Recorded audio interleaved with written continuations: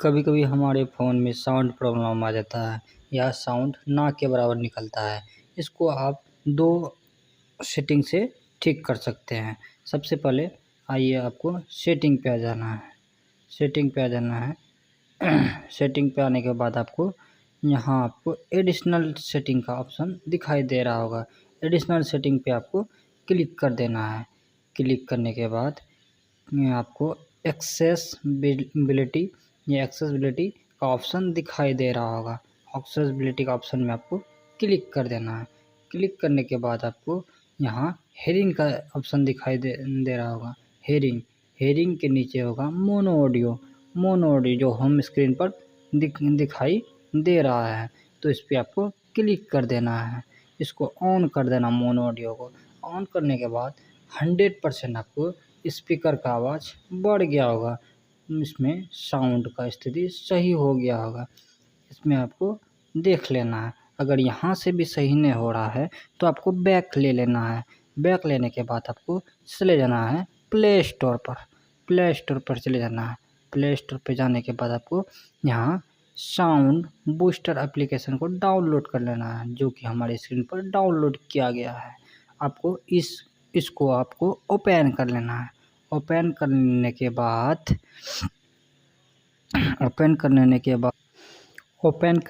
के बाद आपको 3 डॉट का ऑप्शन दिखाई दे रहा होगा। इस पे कॉर्नर पे इस पे क्लिक कर देना है। क्लिक करने के बाद आपको सेटिंग का ऑप्शन खुल गया होगा। सेटिंग का ऑप्शन पर आपको क्लिक कर देना है। क्लिक करने के बाद आपको यहाँ ऊपर में maximum allowed boost set to 10%, इसको आपको क्लिक कर देना। क्लिक करने के बाद आपको यहाँ के 60% आपको कर देना है। 60% आपको मैक्सिमम हो गया। 60% कर देना है। 60% आपको कर देना है। इससे आपको ज़्यादा नहीं करना है, नहीं तो आपको साउंड स्पीकर में प्रॉब्लम आ सकती है। साउंड स्पीकर फट सकता है, तो आपको इससे ज़्यादा नहीं करना है। इसको आपको कन्फर्म करने के लिए आपको चले जाना है, बैक ले लेना है। बैक लेने के बाद यहाँ आपको 0% बूस्ट होगा, इसको आपको 30% कर लेना है।